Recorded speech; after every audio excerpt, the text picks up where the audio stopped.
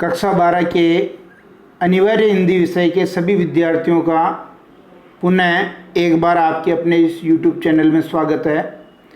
सभी बच्चों के सभी संकायों के अनिवार्य हिंदी विषय है और आपको ये पता होना चाहिए कि आज दिनांक 14 जुलाई 2021 को अनिवार्य हिंदी का होमवर्क आया है आपके स्माइल 3.0 पर व्हाट्सएप पर, और वो होमवर्क आपको करना है। चूँकि कोरोना की वजह से नियमित क्लासें नहीं लग रही है, होमवर्क के आधार पर ही आपको नंबर दिए जाने हैं। इसलिए आप होमवर्क करके अपने अपने विद्यालय में इसको अपने सब्जेक्ट टीचर को जो है सबमिट करवाएं, जमा करवाएं। आज हम उन्हीं प्रश्नों के उत्तर यहाँ देखेंगे। ये प्रश्न आपको स्क्रीन पर नज़र आ रहे हैं। यदि आप हमारे इस YouTube चैनल पर नए जुड़े हैं तो इसको सब्सक्राइब कर लें। कक्षा 12 हिंदी अनिवार्य में प्रकरण है निविदा, जिसे हम कहते हैं टेंडर। बहुत इंपॉर्टेंट है टेंडर, हिंदी व्यवहारिक व्याकरण के अंतर्गत ये टॉपिक है। इसके हम प्रश्न उत्तर देखेंगे। कुल 5 प्रश्न आपके जो है होमवर्क में आए हैं, उन्हीं के उत्तर यहाँ हैं। आप स्क्रीनशॉट ले लें, लेकिन सुने पूरा। निविदा किसे कहते हैं? पहला प्रश्न क्या कह रहा है कि निविदा किसे कहते हैं, टेंडर किसे कहते हैं? उत्तर देखिए, सरकारी एवं गैर सरकारी प्रतिष्ठानों द्वारा अपने किसी निर्माण कार्य को संपन्न कराने, सामान की आपूर्ति करने आदि के लिए उक्त कार्य कर सकने वाले व्यक्तियों की सूचनार्थ समाचार पत्र में जो आमंत्रण प्रकाशित किया जाता है उसे निविदा कहते हैं। ठीक है, यानी कोई भी कार्यालय है वो सरकारी हो सकता है, गैर सरकारी हो सकता है। अगर वो कोई निर्माण कार्य करवाना चाहता है या किसी सामान की वो आपूर्ति करवाना चाहता है, उसके लिए वो जो न्यूज़पेपर होते हैं उसमें ये टेंडर जो है प्रकाशित करता, ताकि इच्छुक व्यक्ति कम दाम में, वाजिब दाम में और अच्छा गुणवत्तापूर्ण कार्य समय पर कर सके।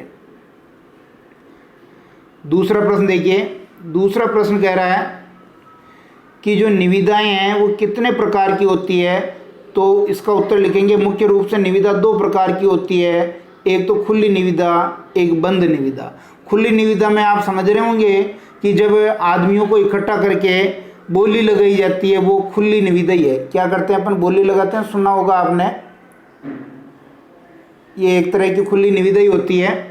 और बंद निविदा जो है मुहर बंद लिफाफों में इनको मंगवाई जाती है और बाद में ये निकलती है। जो वाजिब रेट पर जो कार्य करने वाला होता है उसके नाम टेंडर खुल जाता है।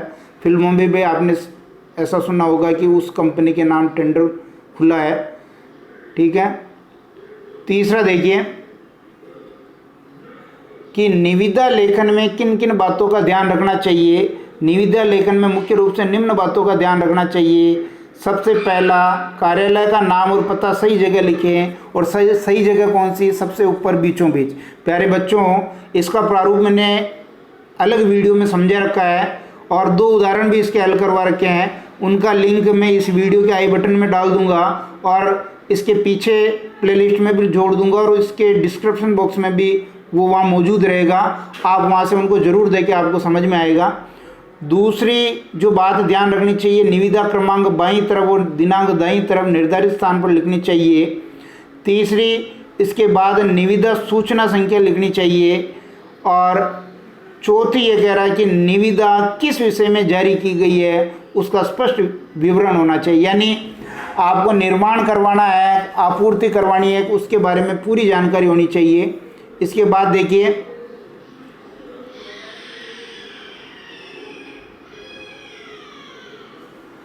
पांचवा, निविदा के प्रकार खुली या बंद का स्पष्ट उल्लेख करना चाहिए। छठा, निविदा प्रपत्र प्राप्त करने का स्थान, दिनांक, समय का भी उल्लेख करना चाहिए। और सातवां, निविदा शुल्क व धरोहर राशि का भी स्पष्ट उल्लेख करना चाहिए। और आठवीं जो ध्यान रखने योग्य बात है कि निविदाएं प्राप्त करने की अंतिम तिथि व समय का भी उल्लेख करना चाहिए। 9वीं और 10वीं विशेषता भी देखेंगे। निविदाएं खोलने की दिनांक व समय का भी उल्लेख करना चाहिए। सामान का विवरण, उसकी अनुमानित लागत और सामान आपूर्ति की अवधि का भी स्पष्ट उल्लेख होना चाहिए। ये सारी बातें मैंने आपको इस वीडियो के डिस्क्रिप्शन बॉक्स में जो लिंक उपलब्ध है वहाँ उस वीडियो में मैंने समझा रखी है, आप उसको ज़रूर देखें। देखने पे ही आपको समझ में आएगा। चौथा प्रश्न देखिए, ये कह रहा है कि निविदा के लिए सामान्य शर्तें कौन कौन सी होती है। तो निविदा के लिए सामान्य शर्तें निम्नानुसार है। पहली शर्त देखिए, निविदा फार्म बिना काट छाट के पूर्णतया और स्पष्ट व पूरा भरा हुआ होना चाहिए। ऐसा नहीं कि आधा अधूरा फॉर्म हो, उसको स्वीकार नहीं किया जाएगा। सशर्त निविदाएं मान्य नहीं होगी। अगर कोई निविदा दाता है और वो उसमें कोई कंडीशन रख रहा है तो वो अपन स्वीकार नहीं करेंगे उसको।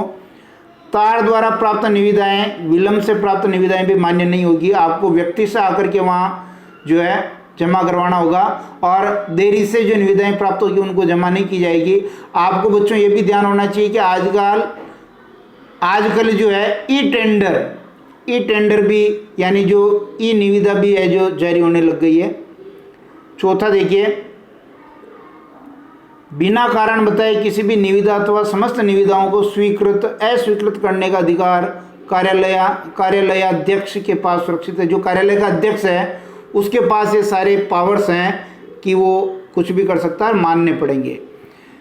फिर पांचवी विशेषता देखिए, पांचवी विशेषता, निविदा खोलने की तिथि में परिवर्तन या निविदा रद्द करने का अधिकार कार्यालय अध्यक्ष के पास पूर्णतया सुरक्षित है। छठा, कार्य समाप्ति में विलंब अथवा कार्य को अधूरा छोड़ने की स्थिति में निविदा धारक की धरोहर राशि को जब्त कर लिया जाएगा। बिल्कुल, आप जो उनकी जो धरोहर राशि है उसको आप जब्त कर सकते हैं यदि काम समय पर पूरा नहीं करता। और कार्यालय अध्यक्ष के चाहने पर ठेकेदार को अनापत्ति प्रमाण पत्र भी देना होगा, एनओसी। क्या कहते हैं? एनओसी। पूर्व में कहीं अगर उसने काम किया है, मान लो वो अगर संतोषजनक नहीं है तो ऐसा अपने को एनओसी प्राप्त करने पे पता चलेगा। आठवां देखिए, किसी भी न्यायिक विवाद का कार्यक्षेत्र जहाँ से भी वो निविदा जारी हो रही होगी वो यहाँ आ जाएगा। नौवा, अलग अलग कार्यों के लिए अलग अलग निविदा फार्म प्रस्तुत करने होंगे। अगर कार्य अलग अलग है तो एक ही टेंडर नहीं होगा, अलग अलग उसके फॉर्म भी होंगे। और बिना धरोहर राशि, बिना सत्यापित दस्तावेजों की निविदा निरस्त मानी जाएगी। अगर आप धरोहर राशि जमा नहीं कराते हैं, सत्यापित नहीं करते हैं दस्तावेजों को, तो वो टेंडर मान्य नहीं होगा। अंतिम प्रश्न देखिए, पांचवा प्रश्न ये कह रहा है, निविदा का एक प्रारूप बनाइए। इस प्रश्न का उत्तर मेरे YouTube चैनल साहित्य संगम बाई BL तेली पर देखें। इसका लिंक भी आई बटन जो ऊपर आता है यहाँ वीडियो जब चलता है ऊपर बटन पर, और इस वीडियो के डिस्क्रिप्शन बॉक्स में भी है, और इस वीडियो के अंत में भी उसको लगा रखा है। निश्चित रूप से ये वीडियो पसंद आया होगा। आप इसको होमवर्क में करें, अपने सब्जेक्ट टीचर को जमा कराएं।